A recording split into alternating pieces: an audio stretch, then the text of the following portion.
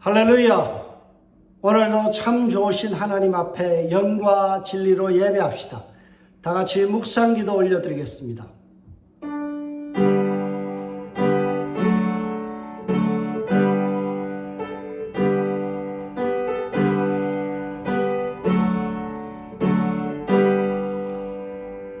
의인은 기뻐하여 하나님 앞에 뛰놀며 기뻐하고 즐거워할지어다. 아멘. 오늘도 한량없는 기쁨과 즐거움을 우리에게 선물하여 주시고 오늘 하루의 삶 가운데 하나님의 은혜로 말미암아 행복하게 하신 주님을 찬양하며 경배합니다. 이 시간 우리 가운데 임재하셔서 한량없는 은혜 위에 은혜를 부어주시고 우리의 마음속에 놀라운 즐거움으로 하나님께서 채워주옵소서. 감사와 찬양을 하나님께 올려드렸고 예수님의 이름으로 기원하옵나이다. 아멘. 오늘 우리에게 주시는 하나님의 말씀은 창세기 6장 1절에서 4절까지의 말씀입니다. 사람이 땅 위에 번성하기 시작할 때 그들에게서 딸들이 나니 하나님의 아들들이 사람의 딸들의 아름다움을 보고 자기들이 좋아하는 모든 여자를 아내로 삼은지라. 여호와께서 이르시되 나의 영이 영원히 사람과 함께 있지 아니하리니 이는 그들이 육신이 됨이라. 그러나 그들의 날은 120년이 되리라 하시니라. 당시에 땅에는 네피림이 있었고 그 후에도 하나님의 아들들이 사람의 딸들에게로 들어와 자식을 낳았으며 그들은 용사라 고대의 명성 있는 사람들이었더라. 아멘. 창세기 32번째 시간입니다. 창세기 6장 1절에서 4절 말씀 가지고 도덕적 인간과 비도덕적 사회라는 제목으로 함께 은혜 나누고자 합니다. 오늘도 말씀을 풀어가기에 앞서서 몇 가지의 질문을 드리므로 오늘 본문을 좀 깊이 다루고자 합니다.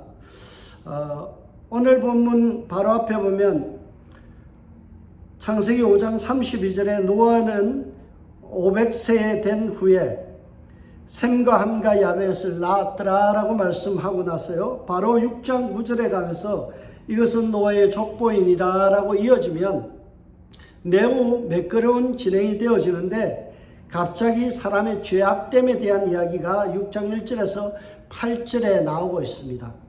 왜 오늘 본문은 이러한 위치에 끼어들어와 있는가라는 질문을 갖게 됩니다. 두 번째는 많은 신학적 논란이 되고 있는 2절에 나오는 하나님의 아들들은 과연 누구일까?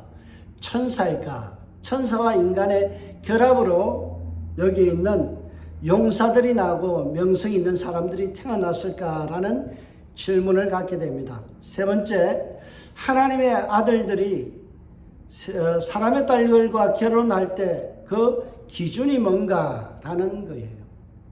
그 기준의 의미가 무엇인가를 좀 우리가 찾아봤으면 좋겠고요. 이러한 인간의 죄악이 드러났을 때 하나님께서 주신 형벌, 그게 오늘 본문 3절에 나타나는데요.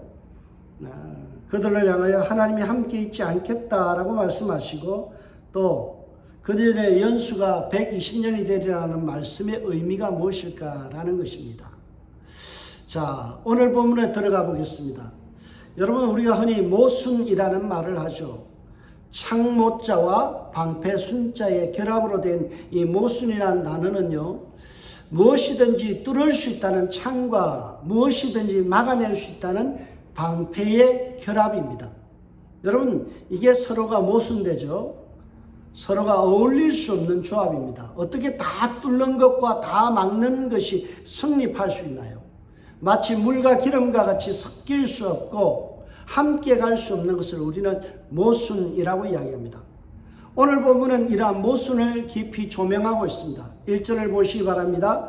사람이 땅 위에 번성하기 시작할 때 그들에게서 딸들이 나니, 여전히 사람들은 번성하고 땅에 충만해지고 있죠. 사람들이 땅 위에 번성하기 시작할 때 그들에게서 딸들이 났다.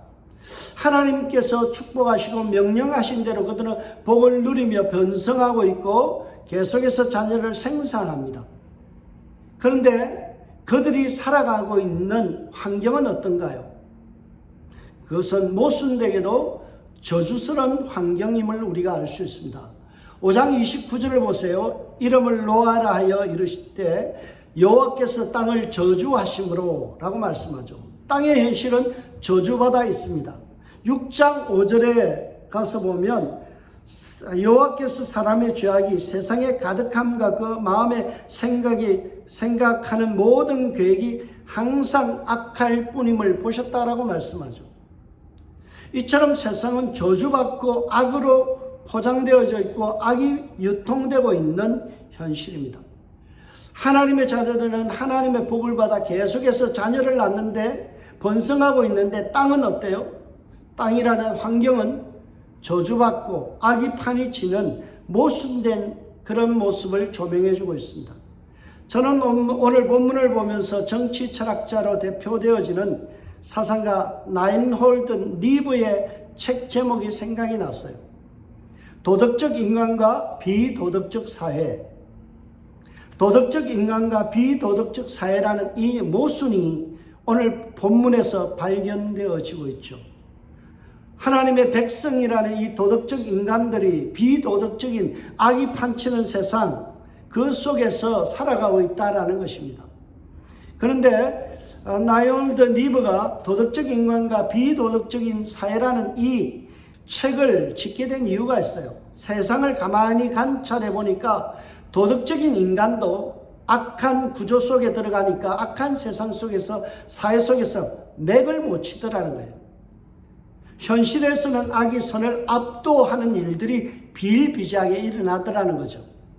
오늘 본문은 그런 말씀을 하고 있어요. 빅터 해밀턴이라는 창세기 주석가가 이 본문을 주석하면서 이렇게 이야기합니다.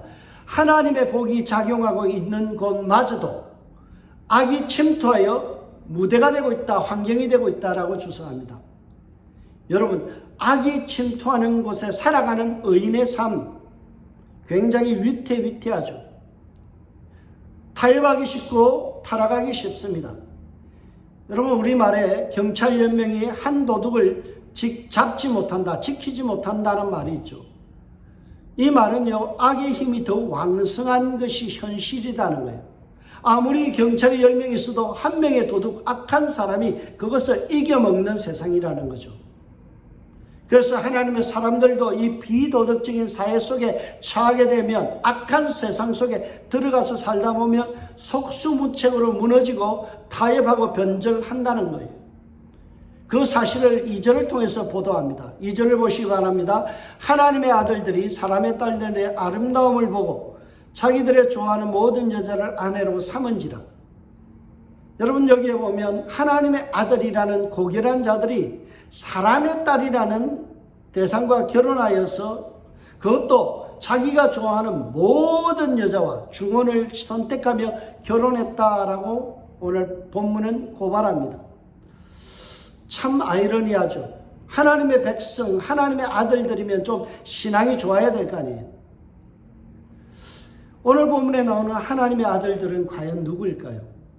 오늘 본문에 하나님의 아들에 대한 어떤 정확한 설명이 없기 때문에 우리는 여러 방면에서 생각해 볼 수 있는데 학자들은 한 3가지 견해에서 오늘 본문에 나오는 하나님의 아들들에 대해서 설명합니다. 첫 번째, 하나님의 아들들은 누구일까? 그것은 천사들일 것이다 라고 주장하는 해석이 있습니다. 왜냐하면 욥기 1장 6절에 보면 천상회의가 열리죠. 그곳에 하나님께서 계시고 그리고 하나님의 아들들이 등장합니다. 하루는 하나님의 아들들이 와서 여호와 앞에서 섰고 사단도 그들 가운데 온지라라고 말씀하죠. 여기서 말하는 하나님의 아들들은 천상의 존재인 바로 천사들입니다. 하나님의 아들들이 천사라는 이 주장은 매우 그럴듯하고 신비롭게 보이지만 오늘 본문에 등장하는 하나님의 아들들이 천사라는 해석은 매우 비성경적인 해석입니다. 왜냐하면 마태복음 22장 29절에서 30절, 마가복음 12장 24절에서 25절에 보면 예수님께서 친히 어떤 말씀을 하셔요? 천사들은 결혼을 하지 않는다라고 말씀하죠. 천사들은 분명히 결혼하지 않는데 오늘 본문에 천사가 사람의 딸들과 결혼하여서 용사를 낳았다, 네피림을 낳았다, 유명한 자를 낳았다라는 이 해석은 매우 비성경적인 그러한 결례일 수밖에 없습니다. 그리고 천사들이 사람의 딸들과 결혼하여서 태어난 이 사람들이 하나님을 반역하는 일이 일어나는데, 만약에 그게 사실이라면 이 모든 문제의 원인은 천사들이 잘못한 거죠.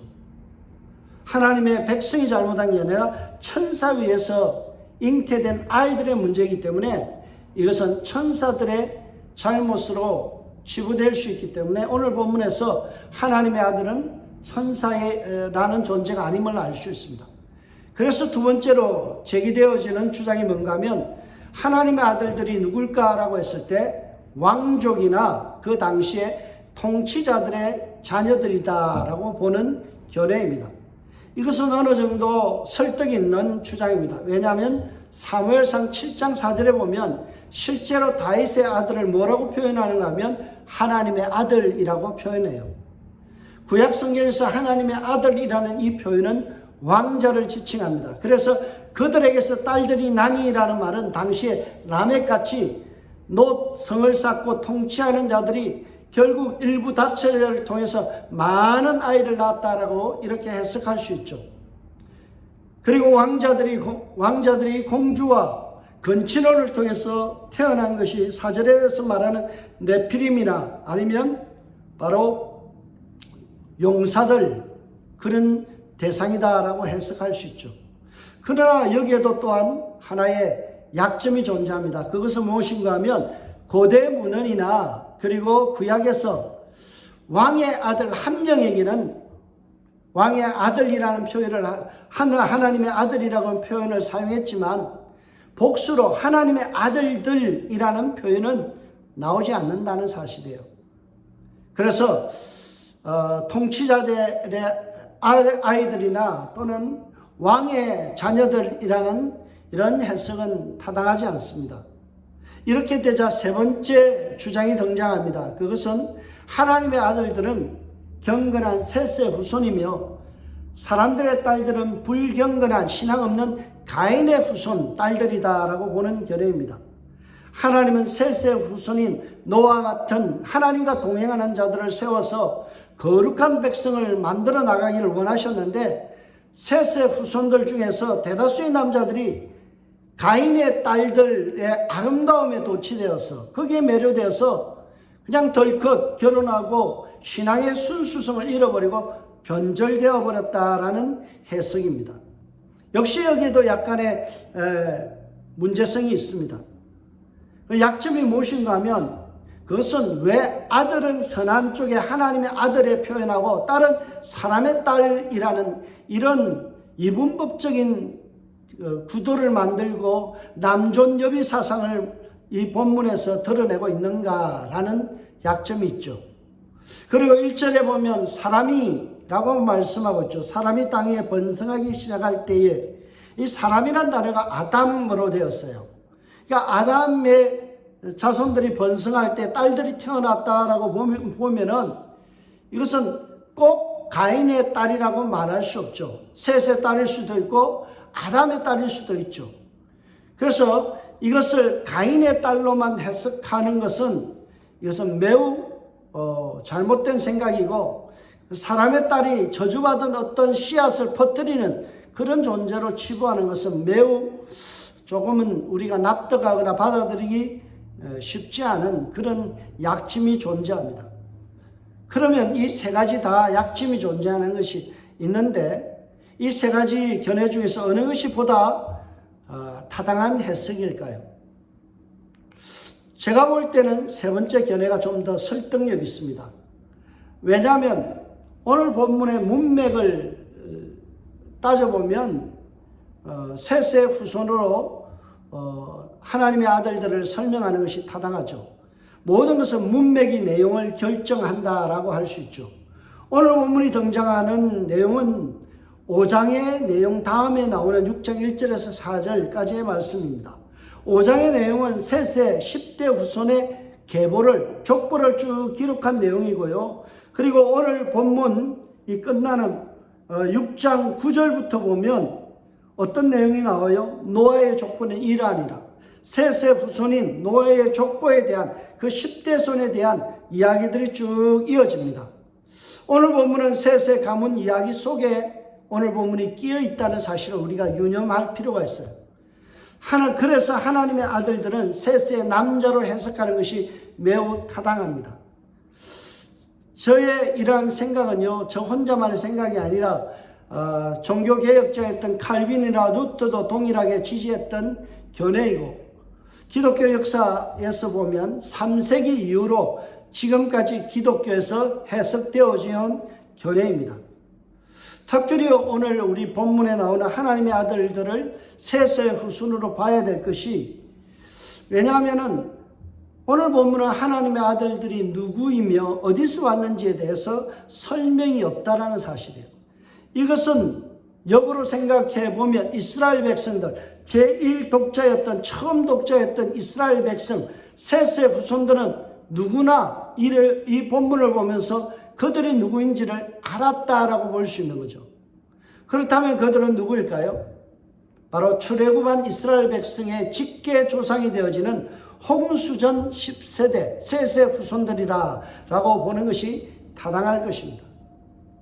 여러분, 만약 하나님의 아들들이 가인의 후손이라고 생각하면요, 창세기의 첫 번째 독자인 이 셋의 후손들에게는 아무런 연관성도 없고, 그리고 이것은 우리하고 직접적인 어떤 메시지가 전달될 하등의 이유가 없는 이야기입니다. 그래서 하나님의 아들들을 셋의 후손으로 해석하는 것이 보다 타당하다라고 저는 해석되어집니다. 그런데 우리가 하나님의 아들이 누구냐, 여기에 관심을 갖다 보면 오늘 본문의 핵심을 우리는 놓쳐버릴 수 있는 한 가지의 함정에 빠지게 됩니다. 왜냐하면 오늘 본문은 하나님의 아들들이 누구냐라는 것에 초점이 모아져 있는 것이 아니라 하나님의 아들들인 이 셋의 자손들이, 후손들이 어떤 기준으로 결혼을 했는가라는 것에 초점이 모아지고 있고, 거기에 방점이 있습니다. 하나님의 백성인 셋의 후손들이 어떤 기준으로 결혼하고 결혼관을 가지고 있는가를, 오늘 본문을 보면 매우 세속적인 결혼관을 가지고 있고 신앙관을 가지고 있음을 우리는 알 수 있습니다. 하나님께서 거룩한 계보를 이어가기 위해서 셋의 후손들을 선택하고 번성하게 하셨는데, 정작 셋의 후손들인 이 남자들은 무엇을 따라서 아내를 삼았다라고 성경은 기록하나요?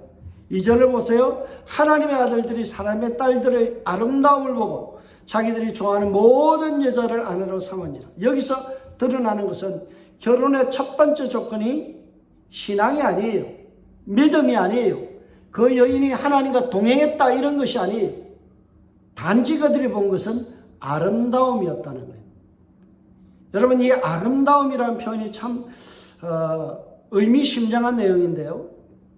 아름답다라는 말의 히브리어가 키토브라고 되어 있어요. 키토브. 이 말은 매력적이다, 매혹스럽다라는 의미가 있는데요. 왜 모세가 오늘 이 셋의 남자들이, 후손들이 왜 이 여자들을 아름답다라고 표현했는가? 이것을 갖다가 모세가 왜 이렇게 기록했을까를 한번 생각해 볼 필요가 있죠. 모세는 이 본문을 기록하면서 아름답다라는 이 단어를 선택하여서 사용한 이유가 있습니다. 왜냐하면 오늘 이 아름답다라는 이 단어를 통해서 그의 조상이었던 하와의 실수를 연상하게 하기 위해서입니다. 여러분, 하와가 선악과를 보면서 어떤 표현을 해요? 먹음직도 하고 먹음직도 하고, 보는 순간 먹음직스럽다라는 판단을 하죠. 여기서 먹음직하다라는, 뭐뭐직하다라는 표현이 키토브입니다. 오늘 본문에 사용된 아름다움을 보고라는 단어와 같은 단어예요. 모세는 지금 하와 시즌2의 모습을 누구에게서 발견해요? 셋의 후손들, 특히 남자들이 이 여자들을 보면서 할머니가 먹음직하다라고 표현했던 것처럼 정말 매력적이기도 하다라고 지금 그들은 표현하고 있다라고 지적하죠. 여러분, 오늘 이 유혹 앞에서 넘어지는 이스라엘 백성의 조상인 셋의 후손들을 가만히 관찰해 보세요. 그들의 신앙이 우리에게 어떤 의미로 다가옵니까? 우리 역시도 하나님과 동행하는 것, 그리고 하나님 앞에서 믿음을 지키는 것보다는 우리의 보기에 매력적인 것, 먹음직한 것에 우리는 충동을 느낄 수 있다라는 것입니다. 이렇게 세속적인 삶을 살아가면 망해야 되고 하나님의 심판을 받아야 되는데, 오늘 보면은 당혹스럽게도 그들은 더 잘되고 잘나가는 집안이 되는 것을 보게 됩니다. 악을 추종하는 세력들이 흥황하고 승승장구하고 승리하는 모습이 오늘 본문에 드러나 있어요. 매우 충격적이죠. 오늘 본문 2절 다음에 3절이 있잖아요. 근데 3절의 내용은 스킵하고 4절로 넘어가서 설명한 뒤에 3절로 다시 들어오는 것이 보다 자연스럽다라는 거예요. 4절을 보세요. 2절의 내용과 이어서 우리가 읽어보겠습니다. 하나님의 아들들이 사람의 딸들의 아름다움을 보고 자기들의 좋아하는 모든 여자로 아내로 삼은지라. 당시에는 땅에는 네피림이 있었고 그 후에도 하나님의 아들들이 사람의 딸들에게 들어와 자식을 낳았으니 그들은 용사라 고대의 명성 있는 사람들이었더라. 이렇게 읽어보면 매우 어떻습니까? 연관이 되어지고 잘 설명이 되어지죠. 여기에 보면 당시에 네피림이 있었고 그 후에도 하나님의 아들들이 사람의 딸들과 결혼하여 자식을 낳았는데 뭘 낳았어요? 비리비리한 사람을 낳은 게 아니라 용사를 낳았다. 그리고 그냥 무명의 이름 없는 자들이 아니라 그들이 세상을 쥐락펴락하는 명성 있는 사람이 되었다라고 이야기합니다. 비도덕적인 사회가 되어버렸어요. 도덕적 인간이 잘 돼야 되는데 비도덕적인 인간이 비도덕적 사회 속에서는 더 힘을 얻고 흥황하고 형통하고 더 잘 나가다는 것이에요. 악인들의 그 혼혈을 통해서 태어난 자들이 오늘 보면은 용사다, 네피림이다 라고 말씀하고요. 또 명성을 얻은 자라고 이야기하죠. 이 네피림이라는 단어가 70인역에 보면 호이기간테스라고 해서 어떻게 번역할 수 있는가 하면 거인들이라고 표현할 수 있습니다. 여러분, 하나님 앞에서 하나님의 뜻대로 살지 않고 타락한 그들이 보면 어떻게 돼요? 세상 속에서 칭찬받고 명성을 얻는 이 부조리하고 불법적인 사회가 횡행했다는 거죠. 하나님의 백성이지만 타협하니까 눈 지끈 감고 타협하니까요, 모순된 사회 속에서는 더 잘 나가더라는 거예요. 여러분, 그래서 우리는 유혹받기 쉽고 그래서 우리는 타락하기 쉬운 거예요. 그러나 우리가 기억해야 될 것은 오늘 본문은요, 그들이 아무리 강하고 크고 위대한 명성을 남겼다 할지라도 끝까지 좋을 수는 없다라는 메시지를 전달합니다. 여자의 매력과 먹음직해 보였던 이 끌림에 현혹되었던 하와 매우 흡사한 모습을 우리는 볼 수 있고, 오늘 모세는 셋의 자녀들이 마치 하와와의 모습과 오버랩되어진다라는 거예요. 그러면서 모세가 지금 이렇게 이야기합니다. 너희가 그렇게 사는 것은 하나님 앞에서 선악과를 따먹은 하와 할머니와 똑같은 죄악을 짓는 일이다라는 거예요. 모세는 하나님의 백성이었던 자신들의 조상들이 마치 하와와 같이 타락으로 이끄는 미끼에 의해 현혹되어서 덥석하니 빼어버린 것 같은 이런 어리석은 일을 했다라는 거예요. 그래서 딸들의 매혹스러운 이 외모만 보고 아름다움에 도취되어서 결국 결혼했다는 사실을 고발합니다. 이러한 세속적인 결혼과가 기준이 하나님의 혐오를 불러온다는 사실을 그들은 까맣게 잊고 있었어요. 여러분, 오늘 본문 3절을 보면 세속적인 기준으로 나아가는 하나님의 백성들에 대한 하나님의 신기가 매우 불편한 것이 드러나고 있습니다. 3절을 보세요. 여호와께서 이르시되 나의 영이 영원히 사람과 함께 있지 아니하리니 이는 그들이 육신이 됨이라.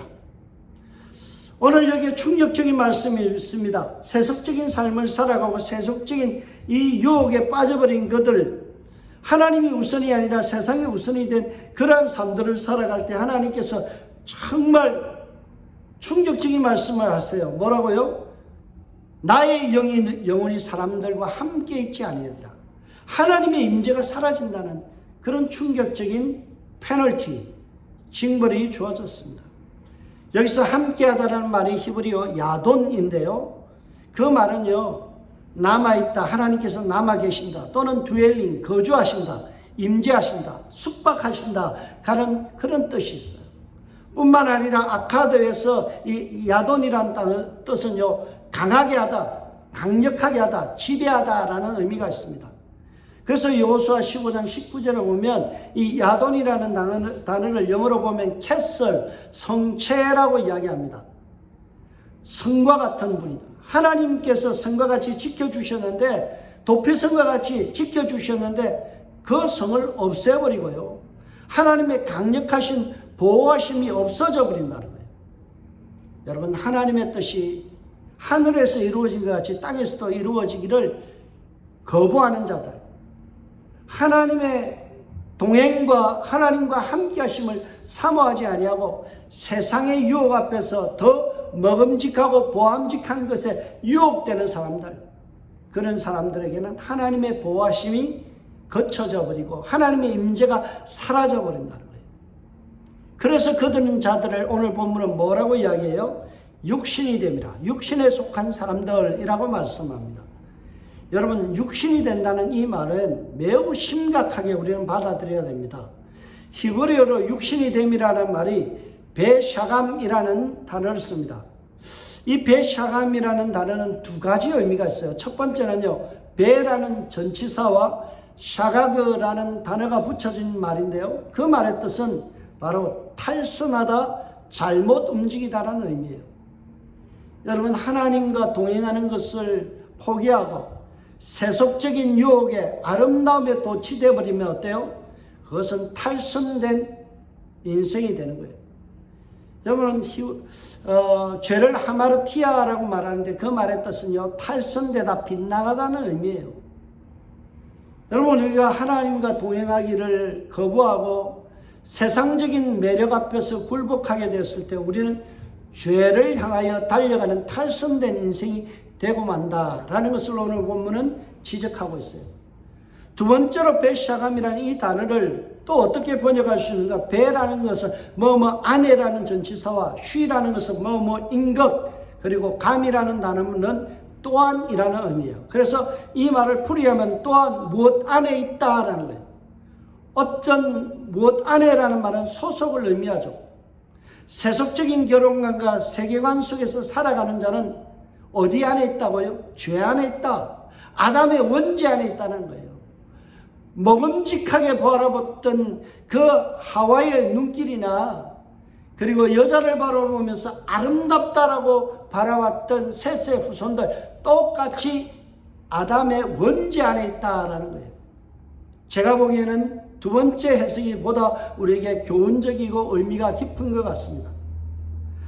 하나님의 징계를 불러오는 그런 것은 겉으로 보면 여자의 아름다움을 보고 결혼한 행위인 것 같지만, 사실은 그 외모를 쫓아가게 만든 원인은 우리 속에 있는 어떤 경향성 또는 직접적인 원인이 되는 죄성에 있다라는 거예요. 우리의 원죄가 겉으로 드러날 때 우리는 세속적인 가치관과 세상적인 외모를, 세상적인 아름다움과 매력에 빨려 들어간다는 거예요. 그래서 빅티 해밀턴이 오늘 본문을 주석하면서 이런 말을 합니다. 하나님의 징계를 유발하는 것은 인간의 행위가 아니라 인간의 본질, 즉 죄성이다. 우리의 마음에 있는 것, 우리의 본질적인 것이 죄를 짓게 만든다는 거죠.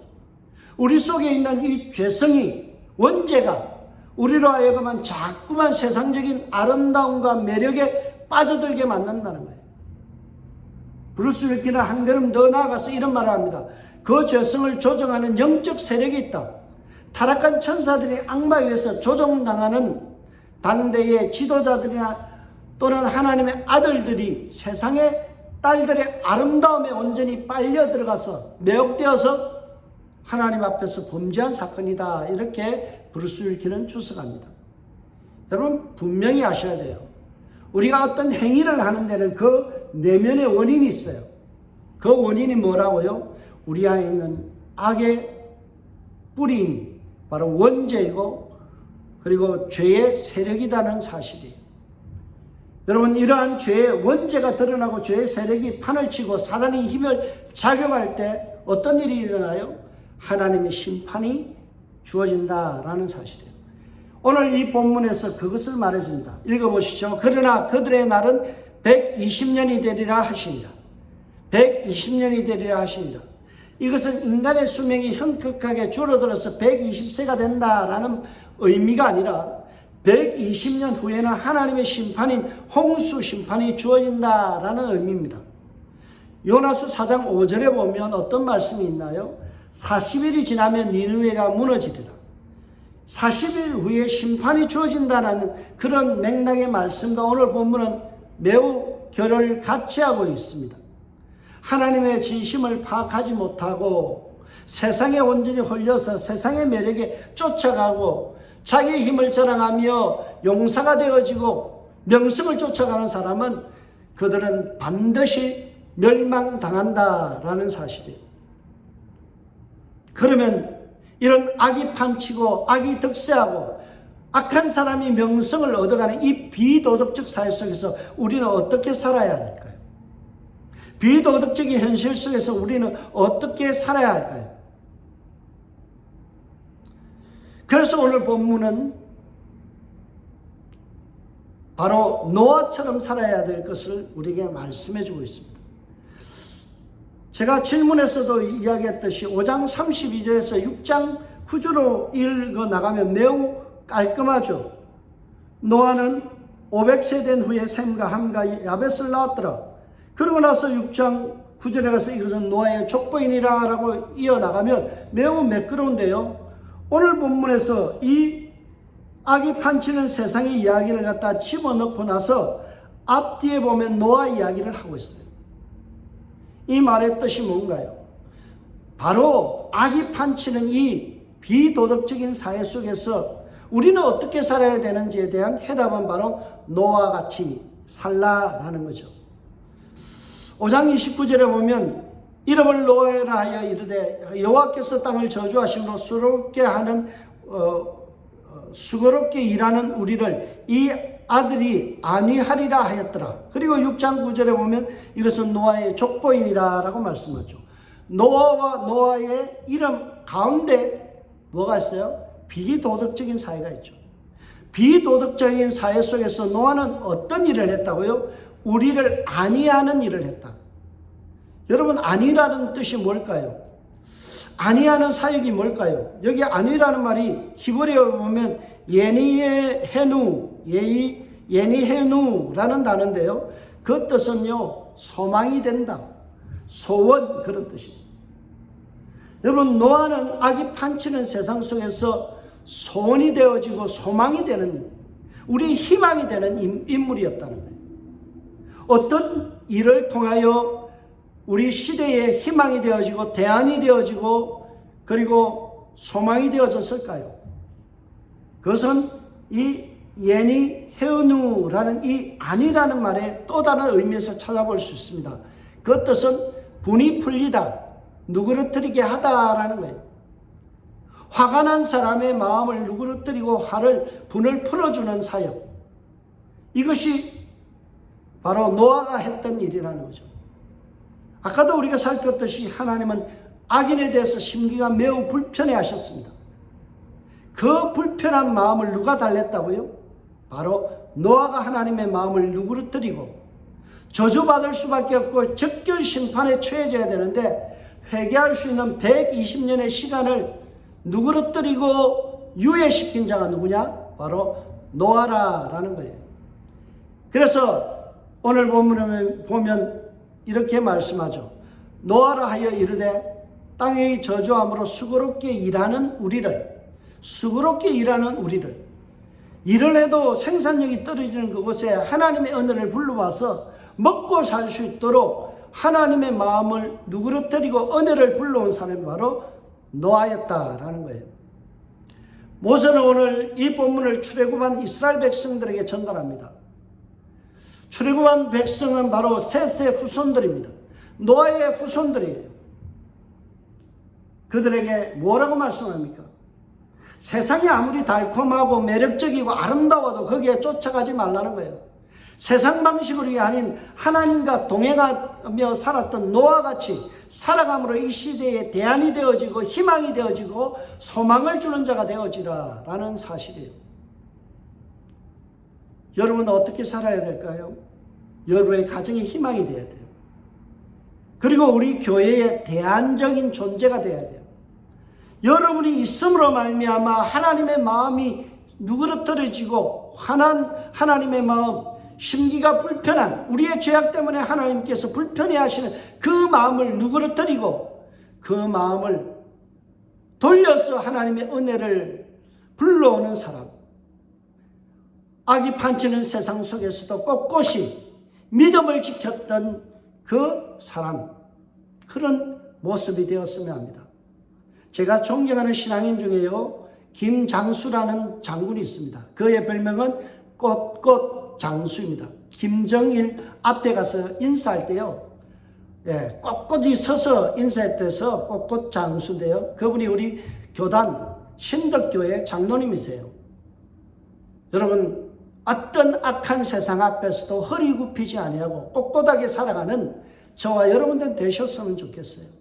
이 시대의 노아같이 하나님 앞에 아름다움을 드러내는 믿음의 사람, 저와 여러분들이 항상 이 시대에 대안이 되어지고 희망이 되어지고 소망이 되어지는 그런 믿음의 동력자들이 되어주시길 주의 이름으로 축복하며 축원드립니다.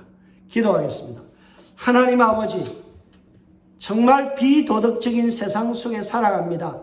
악이 판치고 그리고 세상을 추구하는 자들이 더 힘을 얻고 명성을 얻으며 용사가 되어가는 그런 비합리적인 세상, 하나님의 법칙이 통하지 않는 이 세상 속에 살아가지만 하나님, 꼿꼿이 우리의 신앙을 잘 세워나가는 믿음의 장수들 되게 하여 주시고 시대의 대안적인 인물로 살아가는 저희들 되게 하여 주옵소서. 감사하고 예수님의 이름으로 기도합니다. 아멘. 찬송가 449장입니다.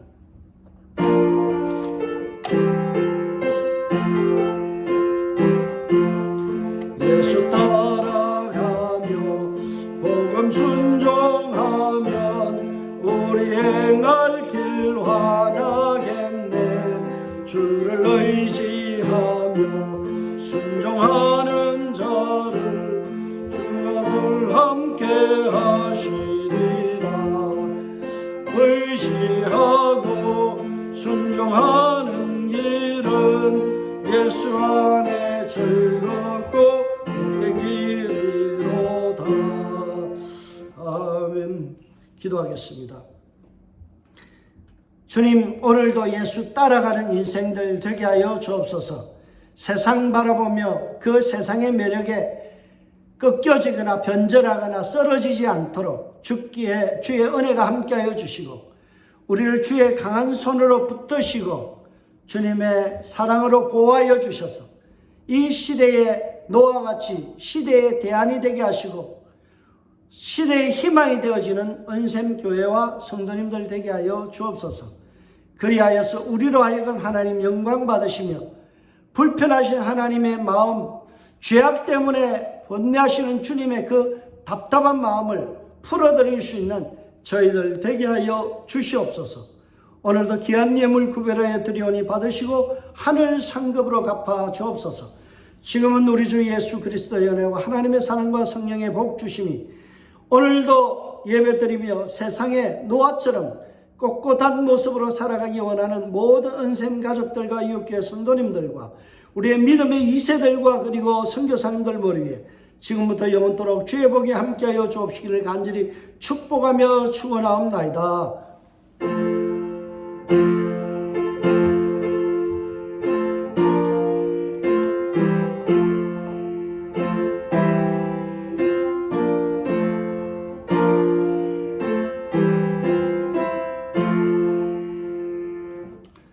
축복합니다. 이 한 주간도 주의 은혜 안에서 살아가시고 믿음을 지키는 노아와 같이 이 시대의 희망이 되시는 저와 여러분들 되시길 축복하며 축원드립니다.